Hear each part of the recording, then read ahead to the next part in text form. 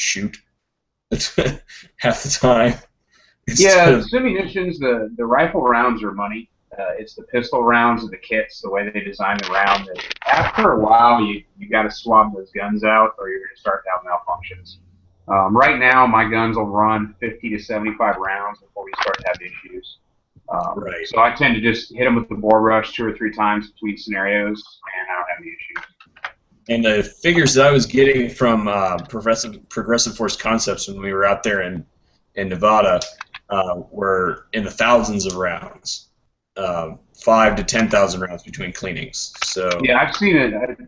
I looked at one of the ATK guns. The guy had an ATK demo Glock with the spear system, and he put 10,000 rounds through it without cleaning it. Well, that's Just the way they designed their sabot, that the simunition system. Simunitions was the first one. right. So they stopped innovating in certain areas where everybody else continued to say, okay, well, we need to get around patents. So let's change the delivery system. And that's why they came up with a better solution. Well, and a lot of times you just see that in technologies that are integrated with the military. A lot. You'll see that quite a bit, where you've got literally a time stop. For instance, if you look at the technology in any of the jets, Yeah. I have contacts in naval aviation, and if you go to the A model, the B model, and the C model, they're all different, and they're all at whatever the technology was at the time is a time freeze. There are some jets that don't even have a digital recording of their HUD anymore. They literally have a camera that's an oversized GoPro that sits there and films the HUD the entire time. It's not digital; it's analog recording. So I mean, real quick, let me. The same thing with simunitions and some of these companies that are directly integrated with the military. It's for a specific specification, and it's a time stop. So. Well, let me jump in. Let me jump in real quick because we are live. Just wanted to introduce everybody real quick. This is Stone Guy 223. I appreciate everybody tuning in. And that's kind of what we want to talk about tonight. We've got Aaron from Sage Dynamics with us this evening, and we just kind of got into a off-air conversation about simunitions and different simunition systems that are coming out. So real quick, from my left, we've got Schwell, who's having a horrible mic night. What's up, guys? I'm on the road to Texas. Oh, yeah, gotcha. And Tack Daddy's walking the dogs, I believe. And, I'm sorry. Yeah, take that for, apply it how you will. And we got Ryan from Armed Citizens United and Head Down Firearms. How's it going? Good, good. And then we got Vigilant Spectre. So, guys. And the guest of the evening, we've got Aaron from Sage Dynamics. What's going on, brother? Not a whole lot. Sitting here drinking bourbon. I appreciate you hopping on. Yeah. Cool thing, with Aaron, I met Aaron at the IREC vet shoot a few months back, and didn't know he existed, which was odd because he's in close proximity to me. He's a instructor. He puts on some really good classes from what I hear, and just wanted to give him an opportunity to, I guess, tell us as much about yourself as you feel comfortable, but more so just about your training classes, what you offer, where we can find you, and kind of what your format or what your layout is for the classes. About myself, I guess start from the professional beginning. Spent 7 years in the Army, infantry. Spent a little bit of time as a security contractor, and then I went into law enforcement. Been in law enforcement full-time ever since. Started Sage Dynamics in 2012. My focus is basically to take the whole reality-based training and remove the air quotes. So my focus is to make it as realistic as possible, both on the force-on-force simunition side and the live fire side. I do some things in my live fire classes that I don't see other people doing. I can't figure out why. Sometimes it's a range limitation, and sometimes it's because we've always done it this way, so why would we do it that way? All my shooting is done 100% on three-dimensional targets because people are three-dimensional, so that just makes sense. And a lot of people can't really appreciate, like, well, what's the big difference? Well, people aren't two-dimensional. And when you start shooting and training on three-dimensional targets, it's humbling. Your shooting goes to shit for a while because you're so used to shooting two-dimensional paper. And you can get those really nice, cool shot groups, and then I turn your threat sideways, and now you have a flank profile, and suddenly you somehow forget what you're doing for a little while until you get to zero it back in. I focus a lot on the physiology and the psychology of shooting. You're going to get a lot of information on anatomy, because if you're going to shoot something, you should know where to put your bullets and what those bullets are likely to do when they encounter certain organs in the body that are not designed to take gunfire. And that's pretty much my focus. I have a really strong medical focus. I like my students to know how best to incapacitate the human body and how best to do it as quickly as possible based on the situation that they find themselves in, and make it just as realistic as possible. I am a self-defense instructor. I am not a fundamental shooting instructor. If you want to learn strict, static shooting fundamentals, I'm not the guy for you. You will learn to run the gun better. You will learn to be more accurate, but that accuracy is relative to self-defense shooting, not target shooting. Absolutely. And I guess I should have mentioned, I don't know if I skipped over, you are in Georgia, just outside Atlanta? All right. But you said you do travel classes as well? Yeah, doing more this year. First one, April, Richmond, Texas. I have a 2-day citizen response active shooter, which I believe is already full. And then I'm being hosted by Thunderbird Tactical in August. I'm doing unfortunately, it's a law enforcement only class with the TTPOA with William Petty, which is a ballistics class. It's body and barriers, basically talking about terminal ballistics on the human body, terminal ballistics through intermediate barriers. But unfortunately, that one's law enforcement only because it's TTPOA. There's no way around that. I'm working on a 5-day California, which will be 4 different classes with a day off in the middle for me to get out in the California market. Ohio is into August, but we don't know which classes yet. And I'm also working on a class with MDFI up in Michigan to go up there. And then I will make it out to North Carolina at least once, Texas probably one more time. And I'm trying for a Florida and another Pennsylvania date. Okay, sweet. So I'll be busy. Heck yeah, man. And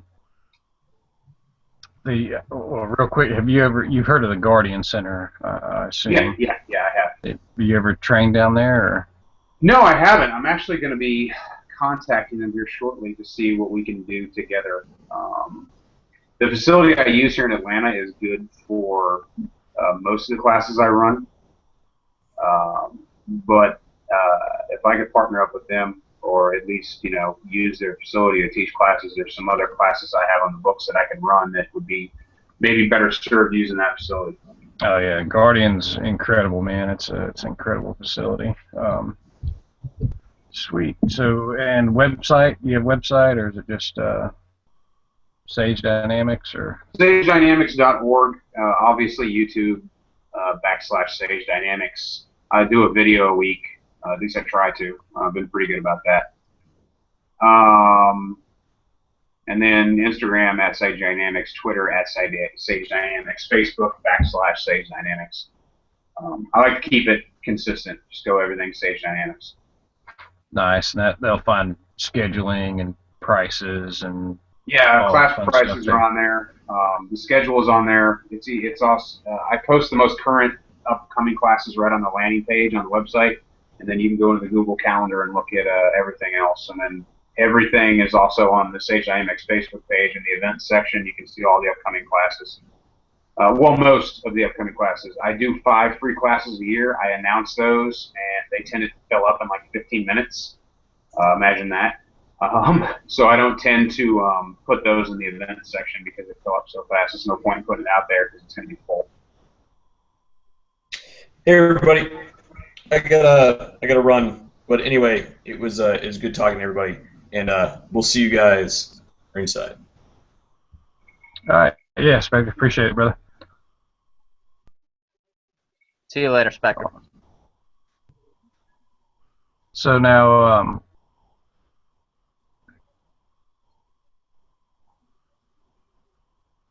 right, sorry, I was reading.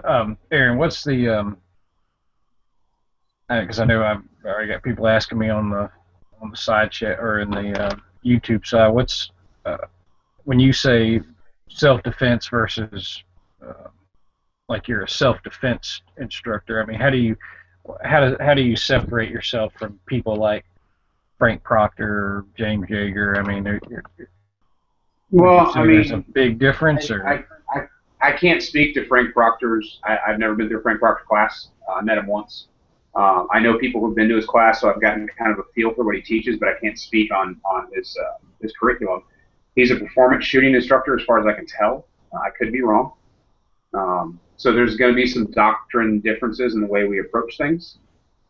When I say I'm a self-defense instructor, I look at the hundreds of thousands of possible variables that go into self-defense shooting, and I look at a lot of the science behind it.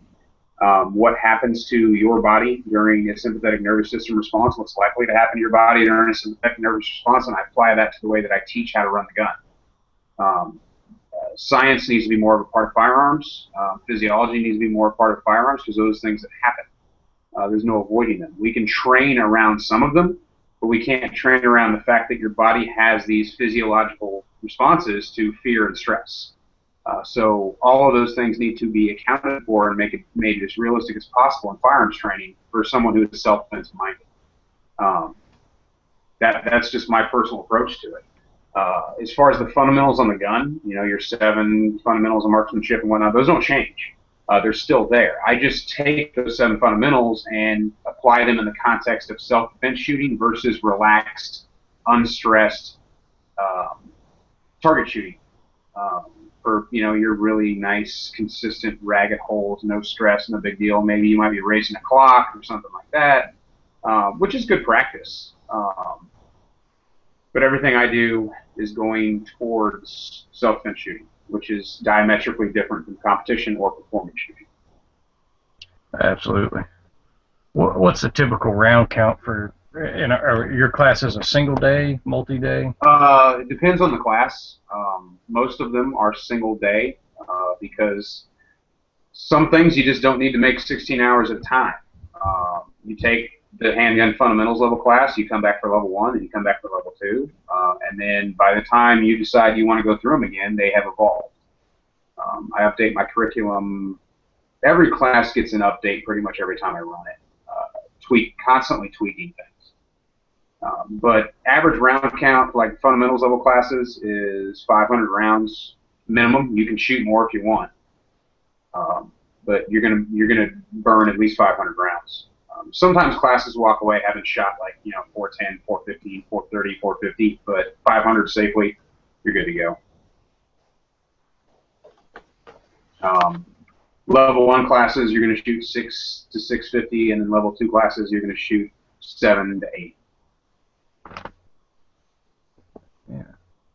Now, we kind of started the show talking about the simunition things. What's the you mentioned that you were the only certified simunitions Well, I'm not instructor. the only instructor in Georgia. If you go on the Simunitions website, you can search for instructors in your area. And the last time I looked at it, it looked like there were 4. But I've never seen another advertisement, posting, mention, or anyone who's gone to another Sims class in Georgia that's like, obviously non-law enforcement, Oh yeah, exactly, man. Me either. That's why I was shocked when you said that. I was like, oh, that's awesome, because I know a ton of guys that are, not only law enforcement, but just like some of my competition buddies that would love to do a sim course. That previous to finding out about you, our only option was doing like a force on force and from tactical response. Yeah. So that's well, here awesome. James teaches good classes up there. Yeah, that's the thing I think about simunitions. I've never taken Yeager's course. I've done some law enforcement training with Sims, and it's humbling, man. It's like you said, it brings a whole different dynamic to the fight, and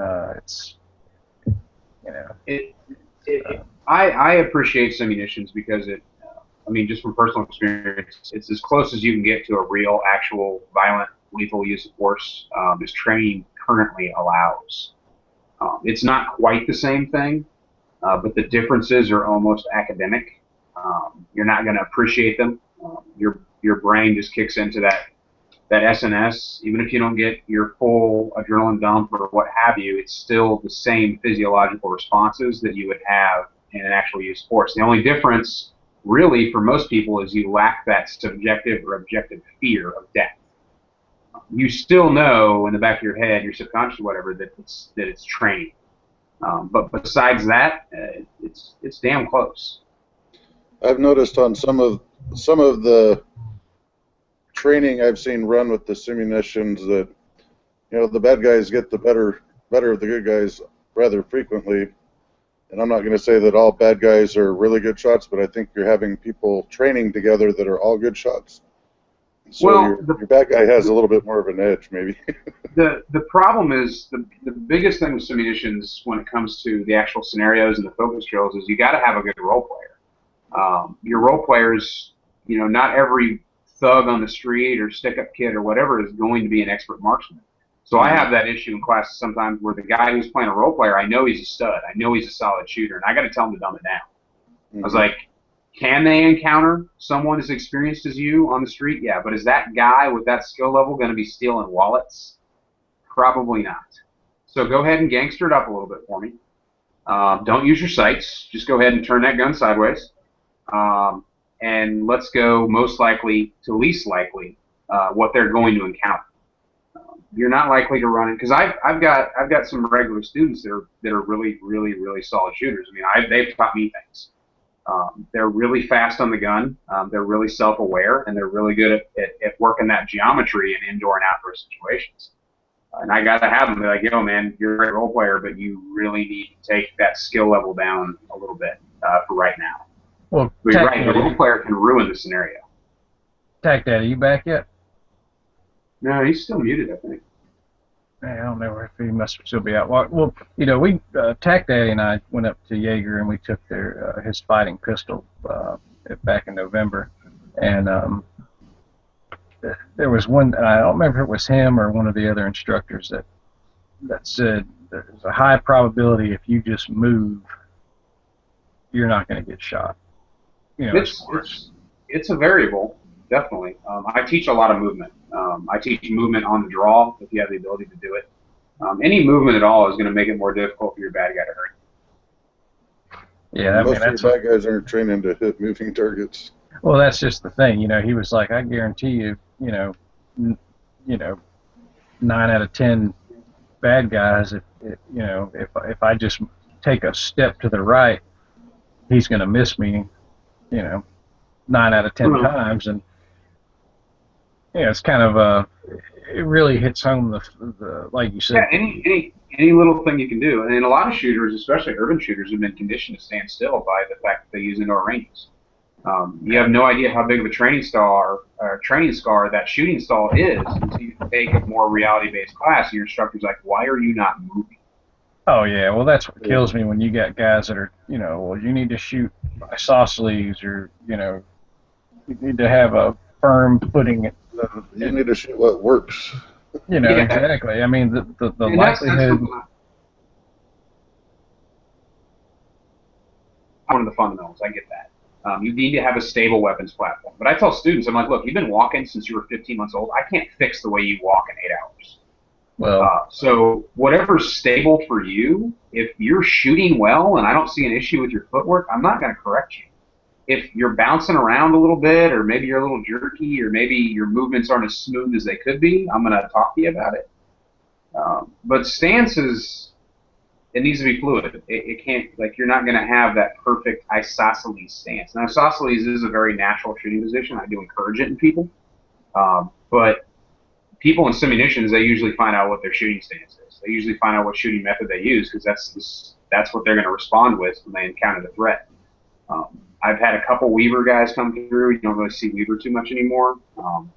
And as soon as that first scenario kicked off and they had the guy coming out with a knife, they just punched all the way out. Isosceles shooter, huh? I always found that interesting. Isn't Jaeger's big thing get off the X? The X being the spot you're standing on or something like that? Isn't that like one of his slogans or something? Solid advice. Mm-hmm. Someone else wants me to ask you about where does it say? The 50 or 100 yard zero for your fighting rifle. What do you subscribe to as far as You know, I was actually playing around with that today, filming a video on it. I took a 25 meter 300, I took a 5200, and I took a 100 meter zero rifle out there. I actually had to re-zero one of my rifles for the 100 because I've been bouncing back and forth. I still haven't decided. The 100 meter zero, I would say across the board is the better zero for me.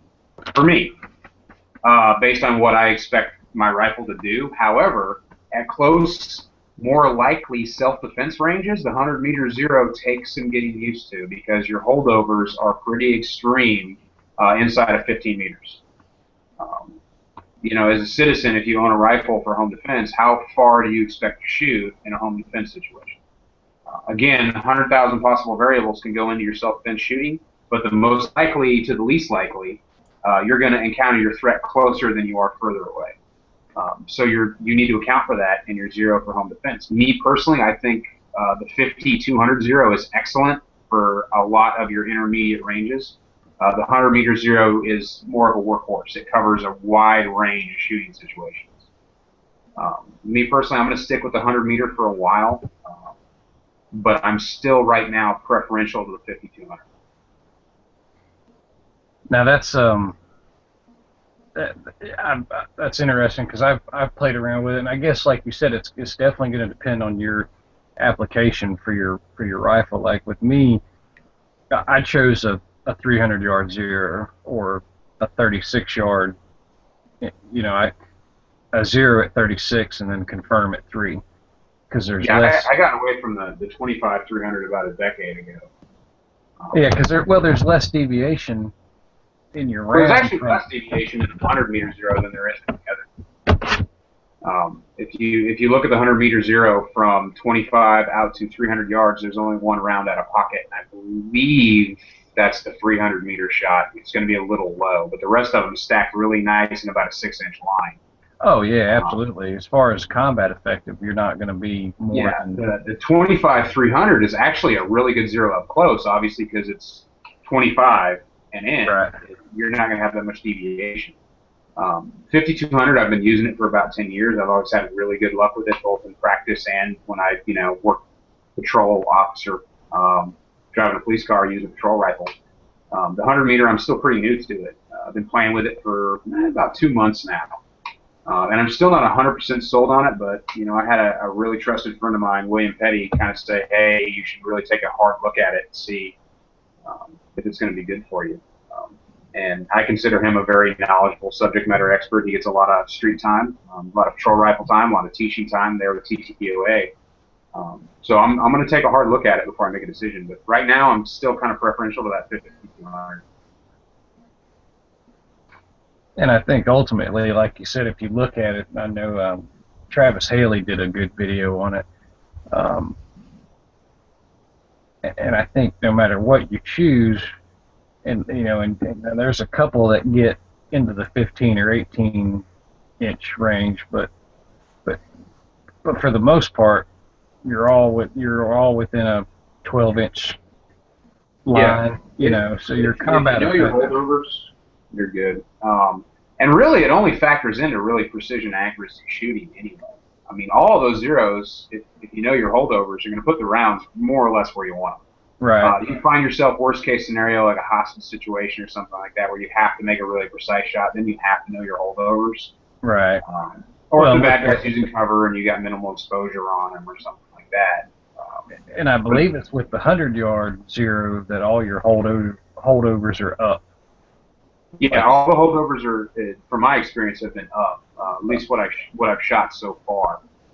And I know today I ran it 7 back to 10 yards, just back and forth, back and forth, back and forth, back and forth. And based on the way I had the target set up, I had the bad guy behind the hostage, basically eye defilade. That's all I had was eyes and up. And I was actually having to hold just above his head where, like, literally my point of aim was the sky to get the hit I wanted. Now, do you ever train with 4x4, like 4x4 post?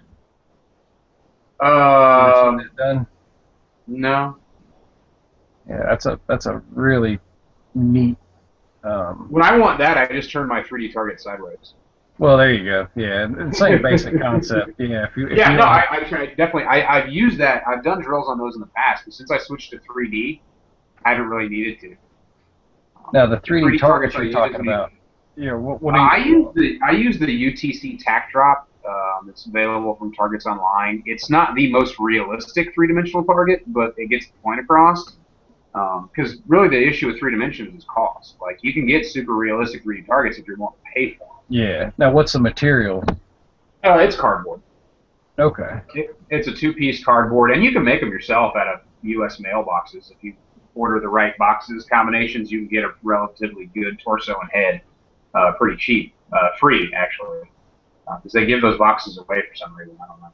I guess they expect you to mail stuff in them instead of shoot at them. But yeah, those targets run right now. They're about $2 a piece. You got to order 50 and 50. You get a front, which is almost like an IDPA size, and then you get a back, and they go together and form a three-dimension. And they come with cardboard arms that have guns and knives and open hands. And, it's good. Works really well for me. I'd like to see a more realistic target at the same price point, but that's just not going to happen right now. What's the? I know you always hear instructors say, that they're constantly training and constantly taking classes. Do you subscribe to that as well, as far as? Yeah, I mean, I'm a student. I read a lot, which people are like, oh, that's not training. Actually, it is, because I'm always looking for the latest neurology.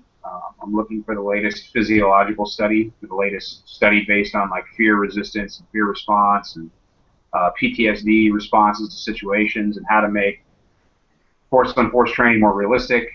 But I also train too. This year, I'm going to get out to another pace performance class with Paul Van Dunk. He's one of my favorite performance-based instructors because he can teach you to run a gun really, really fast, really, really accurate. And he has a very personable approach to instruction. Paul's a really good dude. And just because I'm a self-defense instructor doesn't mean I can't apply some of that performance stuff to self-defense. About the time that you think you've got it all figured out, it's time to hang it up, because there's always something. Yeah, exactly. If you think you know everything, or you think you're as good as you're ever going to be, you're wrong. And I'm the kind of instructor, I show my work and I show my mistakes. Because even though I'm an instructor, I can still miss too.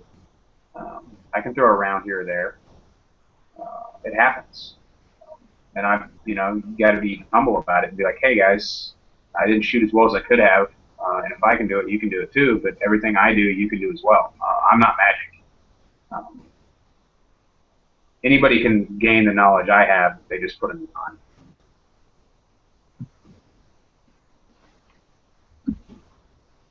What's the? Someone's saying 50.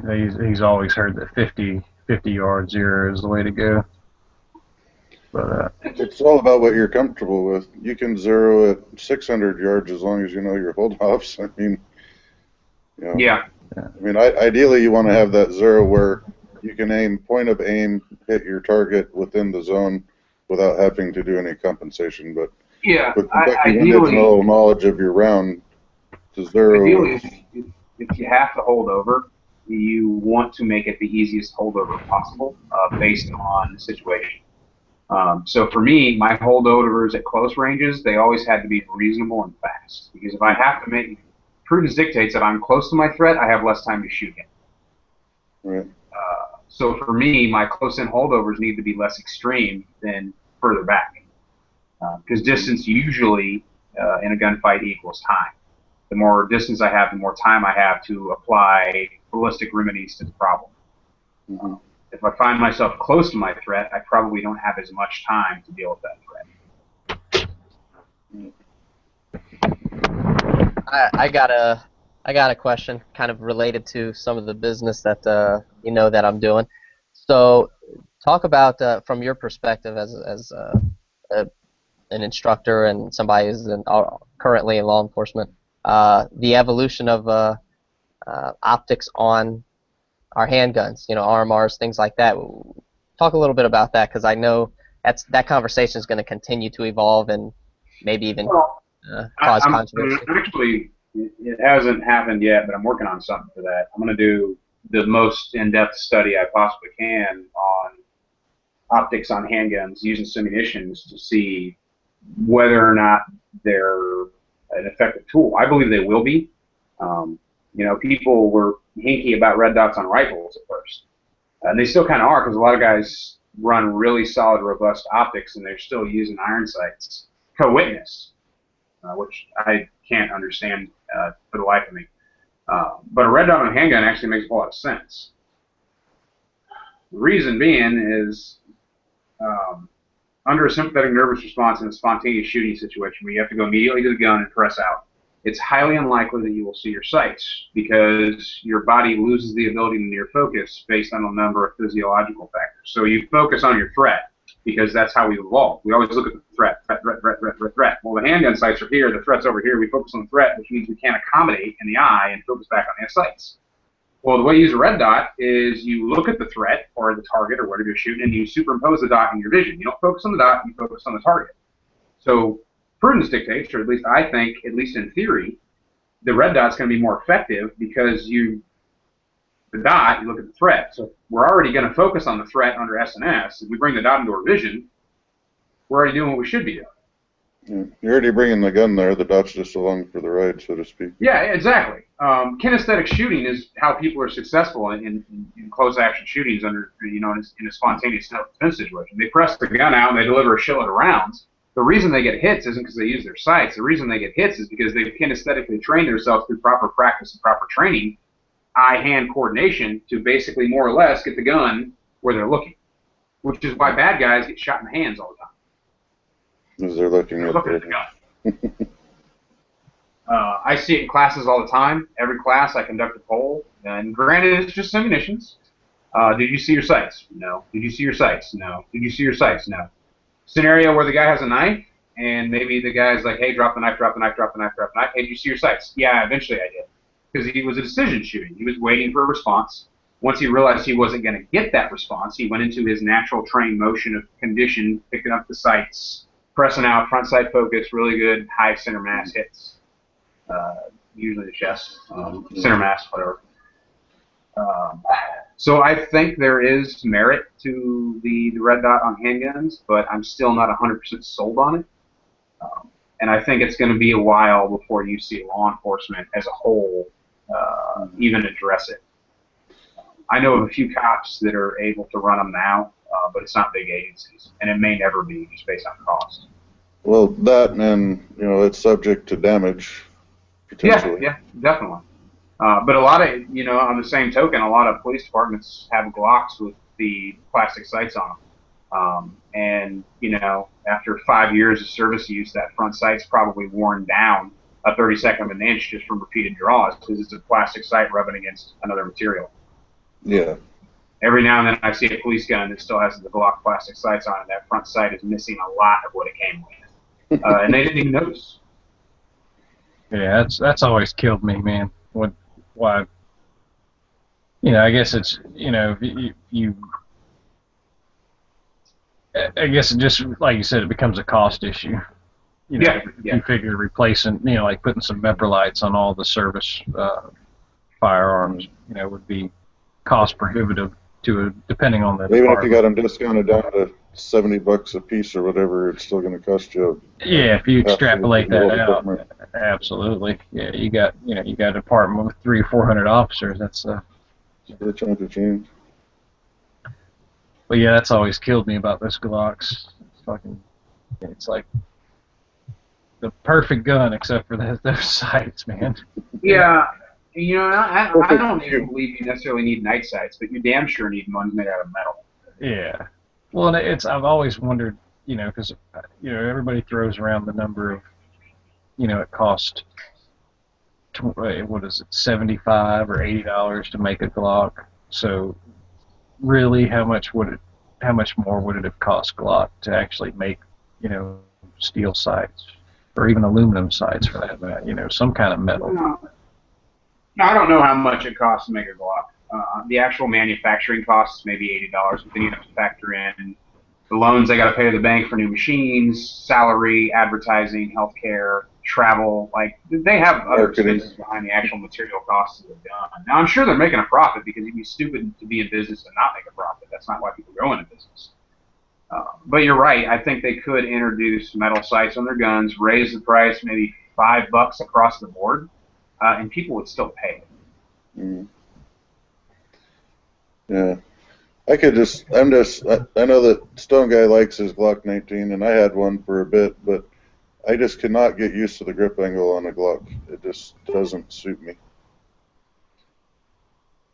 I have to focus on what I'm doing every time I pick it up, and I don't want to be doing that when I'm in that interaction with the bad guy. Well, it's kind of funny. This would be a good segue into the next thing I wanted to ask. Really, Aaron, but really anybody, as far as was it the Canic that striker fire with the decocker? Like, what's up with that? Honestly, and then. Do you have people running 1911s in your classes, and do you have the same feeling that Jaeger does about 1911s? In the past 2 years, I've seen one 1911, and it was a 3.5-inch 1911. And he suffered because he was in a class and he was having to reload more than everybody else. But he didn't start out malfunctions until around about 300 rounds, which is normal. I mean, a 1911, if it's in clean carry condition, it's going to be reliable. People say 1911s are unreliable based on class statistics. Like, they get into the 300-400 round range, they start to become unreliable. I get that. You'd be stupid to carry a gun for self-defense that had 300 rounds through it and you hadn't cleaned it. That being said, it's a single action only. Well, yeah, basically a single action only handgun, unless you go with like an LDA or something like that has like 7 rounds of "I hope this works." Where I get a gun. The LDA doesn't even have a double strike, because I have the. Yeah, well, my biggest problem with the LDA is you can't decock it. Like, it's just hot. Like, you want to take you drop the mag. What are you supposed to do with this thing? Like, just leave it. You can't drop the hammer. I mean, you don't need to, but that's one issue. Well, I don't know. I have the Para Ordnance LDA, and it's hammered down. It's got a bob hammer. I think I had the LTC2 Para Ordnance. I used to own a lot of 1911s. I've owned a 1911 for pretty much every. I have the CCW LDA, but it's hammered down, so then it still has this, the thumb safety or whatever. Yeah. The only thing I don't like about the LDAs is you have to come all the way out for reset. I don't like that at all. Mm-hmm. It's got a very long trigger. Yep. 1911, if it's what you want to carry, that's great, but it's over 100-year-old technology. Do you really believe guns haven't improved since then? People have improved on the 1911, like, say, the 2011 model. It's a double stack, and that's great. But I like a really good, reliable screwdriver, which is why I use Glocks. There's just things about the 1911. I've had issues with every 1911 I've ever owned. And some of them were just nonsensical. Like, there's no reason for this to even be happening right now. And then suddenly it's not happening anymore, and I can't explain why, and nobody else can either. Yeah. I guess there were gremlins in the gun. I don't know. Yeah. Like my Colt Combat Commander, it's got, it's coming up on 1,000 rounds through it with yeah, my first Glock purchase was a Generation 3 Glock 19, and it's getting close to 40,000 rounds. Mm-hmm. I'm not going to say I haven't had malfunctions, because that'd be a lie, but they've been few and far between. They're all mechanical devices. Yeah, every mechanical device is eventually going to malfunction. Mm-hmm. So, a couple questions, Aaron. One from, are the targets you get available? Like, where can people find those 3D targets you get? Targetsonline.com. Say it again. Targetsonline.com. Okay. And then, let's see, there was another one here, something about safety.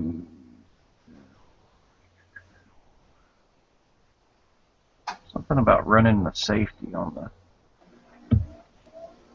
Okay, any thoughts on working the safety Pat Mac style while performing a bolt lock reload with the AR. No, I don't do that.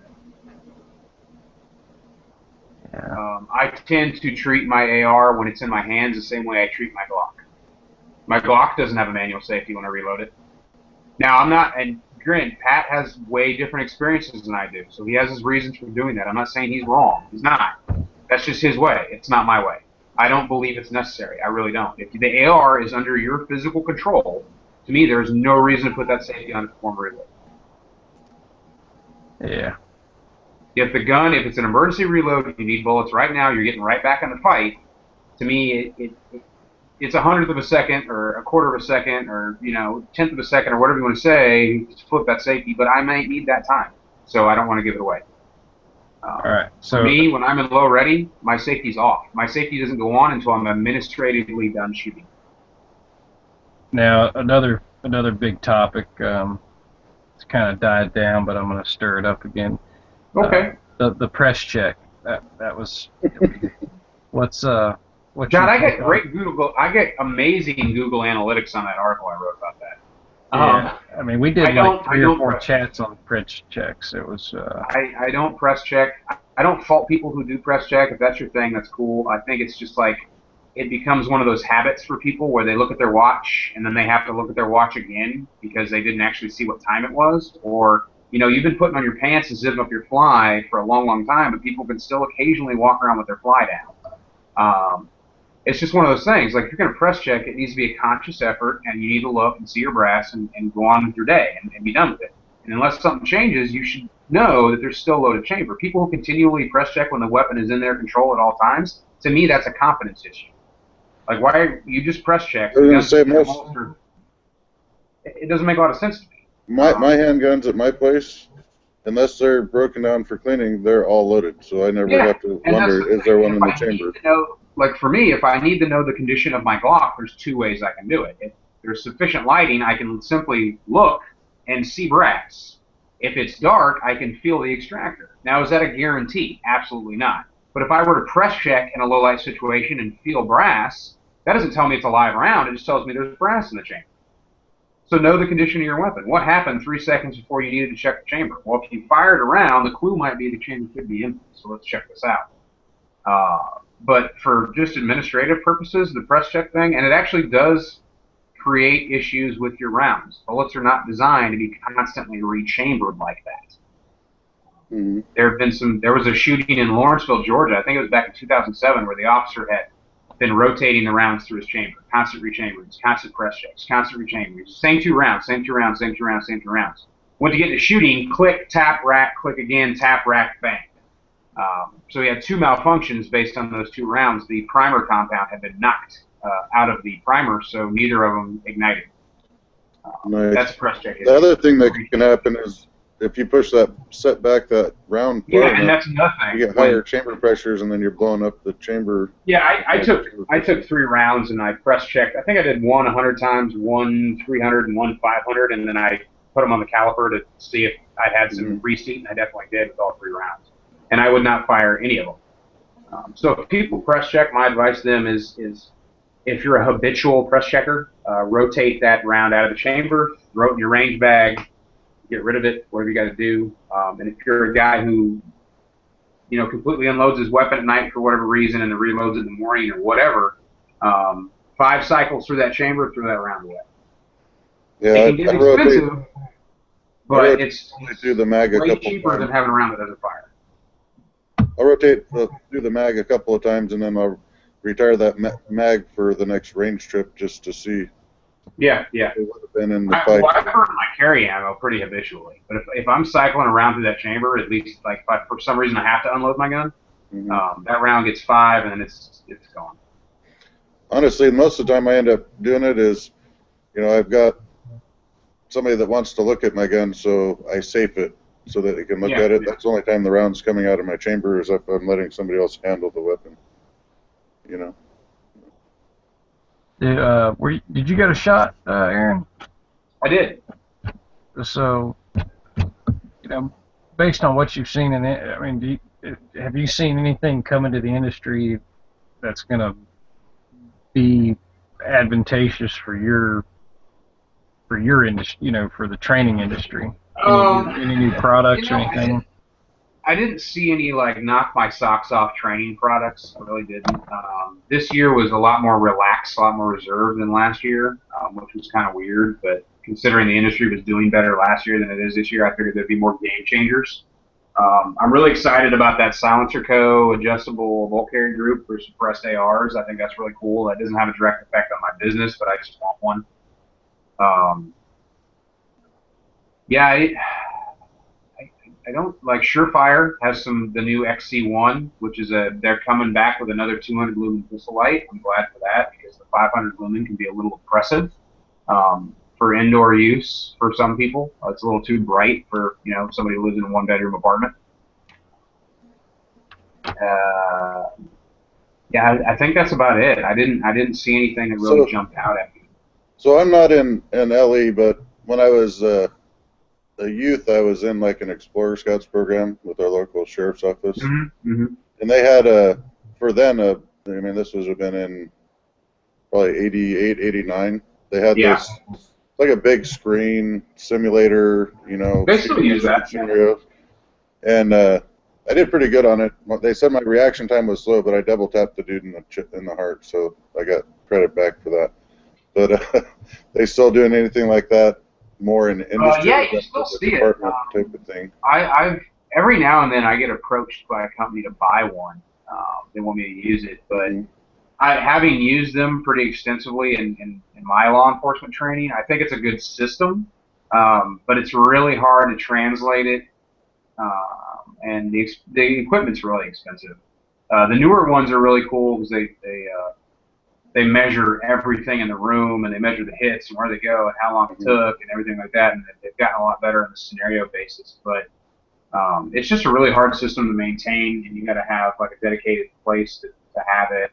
And I like it, I do, but it's not really realistic to take out to I can't fly with it necessarily somewhere and set it up in like a Ramada banquet room class. Yeah. All right, that's cool. I just wasn't sure how much that had changed. It doesn't seem like it's gotten. It's actually the last time I used it, I was down at the Federal Law Enforcement Training Center in Glencoe, and the one they have there is pretty much state of the art, and it's really awesome. And they have a system coming out where it's a similar system with they can have they're like foam projectiles can be fired back at you, which is interesting. Well, that would make it different.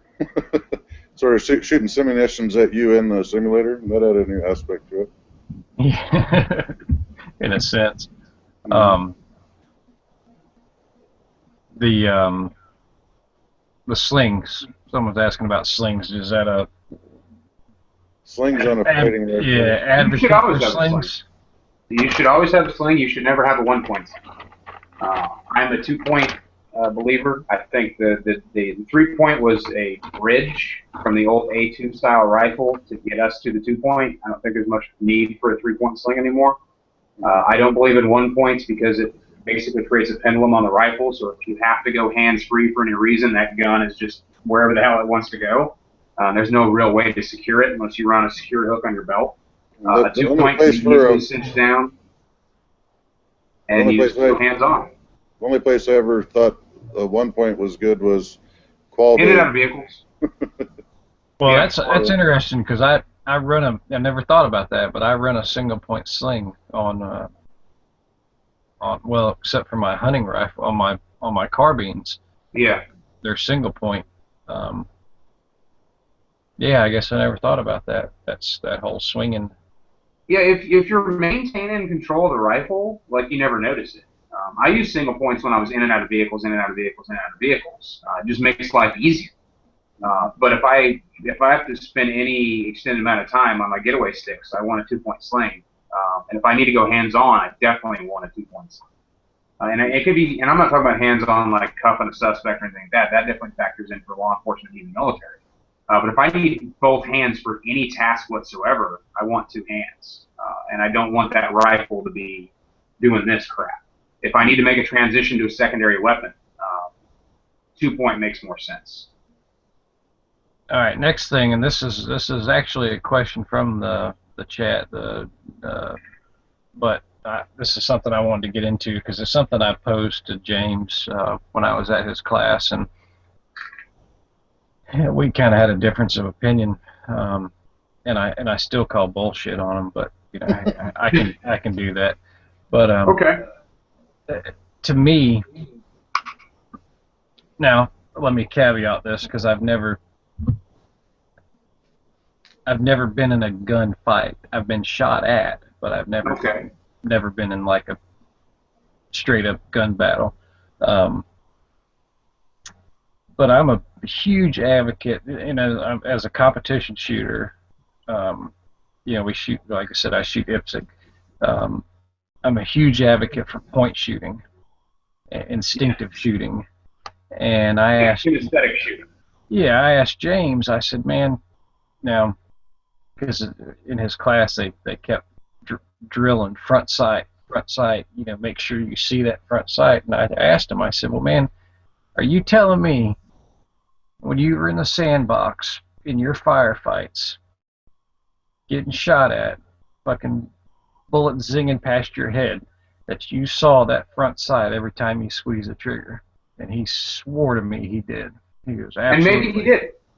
Well, that's the thing, But the thing is, and this is where I have to disagree with James, that he's basing a lot on his individual experiences versus collective knowledge. Right. Now, collective knowledge is when we talk to all these instructors and all these people who've been involved in actual use of force situations, and we get a collective idea of, do we see our sights or not? Yeah. The resounding answer is no. A lot, especially more so on handgun than rifle, and more so in spontaneous shootings than decision-based shootings. Absolutely. You need to know how to shoot relying only on hand-eye coordination. Exactly. And that's what I teach that a lot to people, instinctive shooting, point shooting, what I refer to as point shooting, because not only in the competition arena, you don't, if you're going to be, if you're going to compete at the levels that you reach, when you're talking master and grandmaster, you don't have time to see your sight. You have to know where that bullet's going. There's plenty of amazing instructors out there that can demonstrate really accurate point fire without even putting the gun in front of their face. Yeah, exactly. So the skills can be developed. I did a video on kinesthetic shooting not too long ago where I have a Glock 17 that has no sights on it. I use it for my own personal kinesthetic shooting practice. The only time I bring it out is when I'm going to run practice drills for that specific skill set. And I was doing headshots at 7 yards. It's not amazing, but I don't have any sights on this gun, so yeah, it's kind of amazing. But it's not, because it's simple, basic, kinesthetic, body awareness, hand-eye coordination. Now, realistically, would I take a headshot from 7 yards? No. But I basically demonstrated to show, yeah, it can be done. Now, under a high-stress situation, I wouldn't go for the head at that distance, probably. I'd go to the body. But the body's a lot easier to hit than the head just based on size alone, which is why everybody teaches center mass, center mass, center mass, center mass. Time and place for headshots is when you're really, really close and you really need to turn your threat off as soon as possible. But, yeah, I do believe in point shooting. I believe there's a time and a place for it. And I believe that time and place for it is in your close quarter situations where you don't either have time to go to full extension, or it's more unlikely that you're actually going to be able to see your sights. I do preach front sight because that makes sense for aimed sighted fire, but you should know how to do it both ways. Absolutely. Right. I mean, you're sort of getting into that, when you get close in, you're getting in that territory where you're not even coming up to a full draw. You might be using a defensive hand and I shoot a lot body to maintain possession. And I tell people, like, in a profit crime, if you get mugged on the street, how far away from you do you think the bad guy is going to be? Because one, he has to approach you, he has to talk to you, and he has to threaten you. If he's using a knife or something like that, he's got to get pretty close to let you see the knife, to let you know the threat's there. Nobody gets mugged from 15 yards. That's highly unlikely. Sure, it can happen. But he also doesn't want other people to overhear. He doesn't want other people to witness the situation. So he's going to get close enough for conversation and to receive that which he is trying to rob from you. He wants your wallet, your purse, whatever. So he's going to be more likely in arm's distance or closer. So being able to deliver rounds as soon as you clear the holster is kind of an important skill.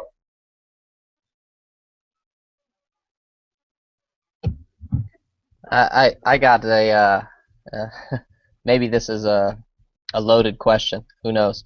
Um, I watch a lot of the different news outlets. I got to pay attention to the liberal stuff too because I always want to know what they're talking about. I see a lot of stuff on. It can be law enforcement. It can be just a regular guy who is defending himself. But you see a lot of people in admittedly justifiable shoots, but they get criticized, and I'm not even talking about some of these really loaded scenarios we've had with law enforcement. It can be anybody, law enforcement. It can be a regular self-defense shooting.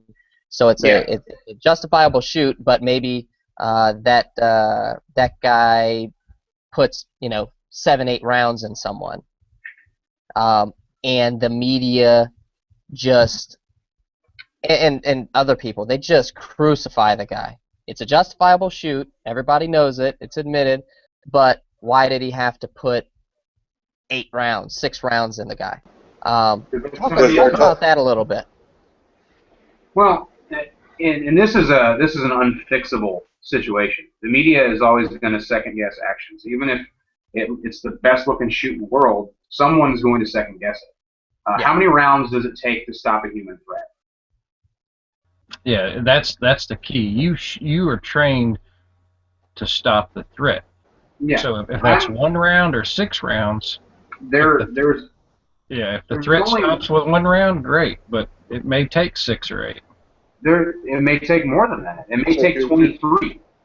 There's only one off switch in the human body. Only one. Everything else is time dependent. You've got immediate incapacitation through the brainstem. Everything else is a delayed incapacitation at best, medically speaking. When actually we put holes in the body, you got to let medicine, the medical physiology, take its course. The body has to lose enough blood to induce unconsciousness, shock, things of that nature. Now the bad guy may decide to give up, but that's a psychological incapacitation, which is even more unreliable. If I got to shoot him in the chest or in the body, it's a delayed incapacitation. He's not going to immediately be incapacitated. Even if I shoot him through the heart, he's still got fight time in him. He can be ambulating while dead. He's clinically deceased. His heart has been shot God knows how many times, but he's still got enough blood in the brain to think, function, and fight. So why did it take 8 rounds? You had the adrenaline on, because the bad guys got adrenaline too, and even if I cut blood flow off to the brain can do with adrenaline. If I cut blood flow off to the brain completely, he's got between 10 and 20 seconds of fight left in him. Yeah. How many rounds? I equate it to hunting. I mean, you can shoot a deer through the heart or the lungs, and they'll cover a quarter mile just on adrenaline before they drop. You know? And that's one of the things I press in my classes is I really need people to understand the body. I need you to understand the organs. I need you to understand not only the part of the body we're shooting, but what those bullets are actually hitting. Hopefully hitting, based on the situation. Just because you shoot somebody in the heart, and it shocks me sometimes how many people don't actually know where the heart is. It's great that there's a lot of anatomy targets out there. Those are helpful, but they're still 2-dimensional as well. Of course, to create a 3-dimensional anatomy target is almost impossible.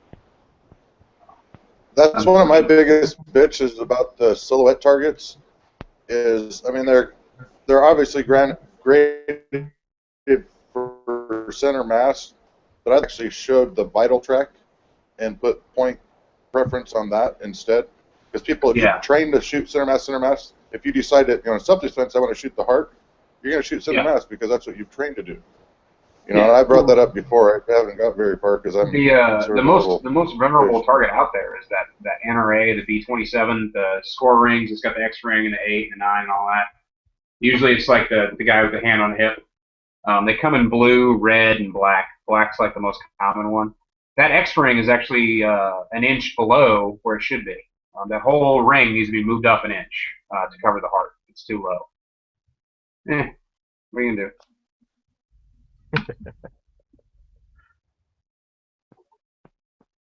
So I think for all the people that were super liberal and I think they were expecting you to say that only one bullet is necessary, and anything If beyond you that is sell a gun that will stop a threat in one bullet, take all of my money.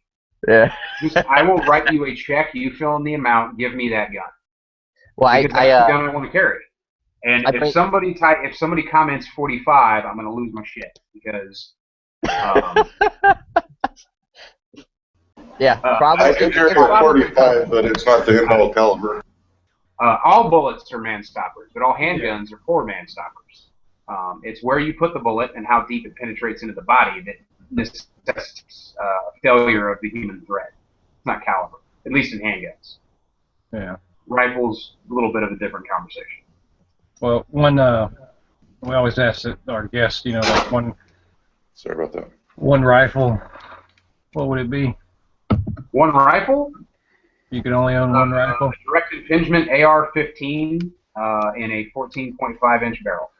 Oh, you lost cred with me. AK-47 all the way for me. Yeah, that AK-47 shoots a pretty decent bullet, but I hate the recoil pulse and the manual arms is straight garbage. Yeah, but I can throw it down in the gravel and it'll still run. Well, I can do that with my Noveski. Yeah. Most of us aren't carrying around that nice. As soon as we clear up this cat fight between our current government and the government of Russia, I'll be headed over there to go to the Krasnodar Polytechnic Institute for NATO Modernization, and I'm basically going to be going through the school that all the Russian firearms instructors go through to learn how to teach the manual arms in the AK-47. I'll be the first American to do it, so I'm super excited about that. And I don't even like AKs. But no, I do appreciate the AK-47 for what it is. It's just not my preferred rifle. But I'm super excited to go over there and go to that school so I can see how the Russians do it. Because it's their gun, so I should probably, see what they do with it. Oh, that'll be awesome, dude. Yeah, I'm super stoked about that. Absolutely. So I had a thing come up on Facebook the other day since we're bringing up common things that are discussed. Yeah. So on Facebook, you get a lot of uneducated people to guns offering poor advice. But the thread that opened up was basically a guy asking about whether or not it was lawful to carry with hollow points in our state. But the thread devolved to a back and forth between a few individuals who I think are misled and the rest of the group on not ever carrying ball ammo as your carry ammo just because it's a bad idea. Do you have any thoughts on that? Hollow points are designed to expand on impact. They usually do, according to the FBI ballistics lab. The last time they did a study on it, 60 to 70% of the time they expand on impact. Of course, they get that data from law enforcement shootings. Law enforcement use hollow points. The purpose of a hollow point is you get your crush cavity penetration, you get minimally increased diameter, and hopefully the bullet doesn't exit the body. Not because the bullet itself being in the body is going to cause any harm, because you don't want the bullet to go through the body and hurt someone else. My personal belief is I've seen firsthand ball ammunition from handguns burn right through targets, and by targets I mean the moving ones, and not induce enough critical damage to life-giving organs and tissues to cause incapacitation. Hollow points are marginally better, but I will take marginally better over not better. My personal feeling is I want hollow points because they work better than not hollow points. Now, if you could take a 9mm ball ammo and hop that thing up to about 2,700 feet per second, I'd be fine with ball ammo. Since it travels below that 2,500 feet per second, in fact, way slower than that 9mm, depending on the grain, I want hollow points. So I'm going to take you down the rabbit hole you already started down. So my preferred carry ammo right now, self-defense ammo, is the Liberty Defense ammo. All copper projectile, semi-frangible. The front end is designed to turn into shrapnel, depending on the cartridge. Does that shrapnel create a significant crush cavity penetration to reach 18 inches? Well, one, it's got a higher energy per caliber. So like in the 9mm, you're reaching up into the almost 500 foot-pound range. Okay. 45, you're getting up into the closer to 600. And currently, I'm carrying a 10 millimeter. It's a 60 some odd grain projectile in the 10 millimeter, traveling at 2,400 feet per second with about 785 foot-pounds. Well, that's pretty impressive. With that, you're getting about a 5-inch blast of shrapnel, and the base, because it's all copper, the base stays solid, and it'll still drive about 12 inches, 14 inches in ballistic gel after it's shed the front end. I would like to see some data on it being used against real threats, but I mean, it sounds impressive. At least for what you described for a 10 millimeter, that's impressive for a 10 mil. Of course, 10 mil is pretty common. I mean, 10 millimeter is basically a Magnum round. Right, but the cool part about it is the recoil impulse is more like a standard load because it's a lighter because it's such a low range bullet. You can hop up that low range and not have the same recoil. I shoot 124 and 127. 147. Sorry. I've played around with the Hornady Critical Duty. It does not perform very well against windshield glass because I worry about barriers. No, you issued Spear, right? No, we use Federal. My personal carry ammo is Gold Dot. Okay. I don't carry my duty gun off duty. HST? Yes. But I don't carry my duty gun off duty because I don't like my duty gun. Well, they still got you Glock? No, we carry SIGs where I work, and I hate them. So I carry a Glock 19. Oh shit, you're a fancy cop. No, those SIGs are probably older than I am. We still have MP5s, so there's that. Oh yeah. I found that interesting. No, I carry my own personal weapon off duty. I'm good with it. That's awesome. Well, man, I think it's been a good conversation. I think I'm gonna definitely wind it up. I know I appreciate you hanging on a little longer than you thought you were going to be able to, so that was awesome. But no, I appreciate everybody that tuned in. Appreciate everybody on the panel. We should probably wrap it up here, and that way save some for next time. But sounds good. Definitely going to send some people your way. Check out a class myself. Definitely want to get up with you on that since you're so close, and maybe come do a class and get some footage and go from there, man. So let's do it. Yeah, absolutely, brother. Absolutely.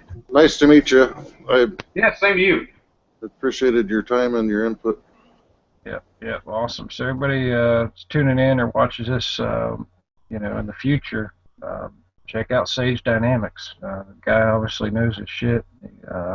Good guy, and I think you would benefit from taking some classes and learning some stuff. So anyway, guys, that's it. We'll see you next time. All right.